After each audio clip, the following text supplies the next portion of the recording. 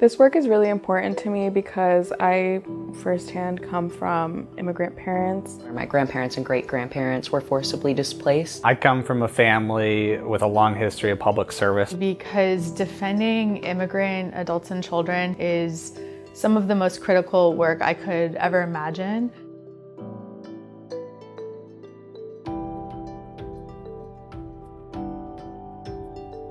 The most challenging part of this job since January has been having to tell people that even though they've done things that are the right way of doing things, this administration is changing what it means to do things the right way. It's been hard to see people try to process that and feel like a rug is being pulled out from under them. Any way they can close the door for who can qualify for status and who can come here, they seem to be trying to do. And so it really takes a good advocate to know how to push back and when to push back. And then in the unfortunate cases when you can't, even just giving that family the dignity of looking them in the eye and walking them through the process and explaining what to expect. Unfortunately, right now, it's a lot more difficult for children to be reunited with their families. On average, for a child to be reunified with their parents, it would take between 2 to 4 weeks. I've seen now that they have been taking up to 6 to 9 months. Some of the biggest things that I've heard and noticed from my clients, especially post-January, have been increased detention fatigue.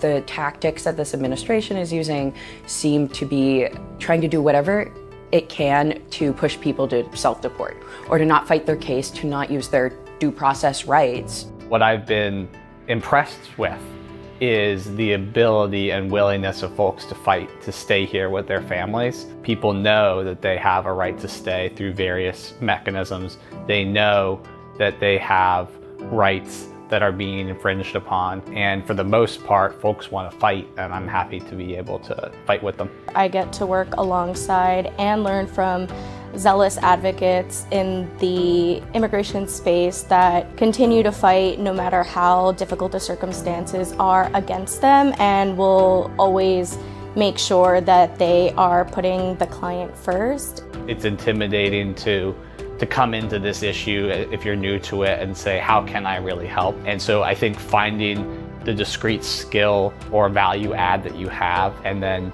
using that. We have always wanted there to be a public outcry over the atrocities that happen in the immigration detention system in the US, which is the largest in the world. We have the most immigrants locked up of any other country. And the outcry is happening now, so keep going. And I think just know that together, the more we do that, the more we all stand up from different sectors of society, from different groups in society, we are stronger than they are.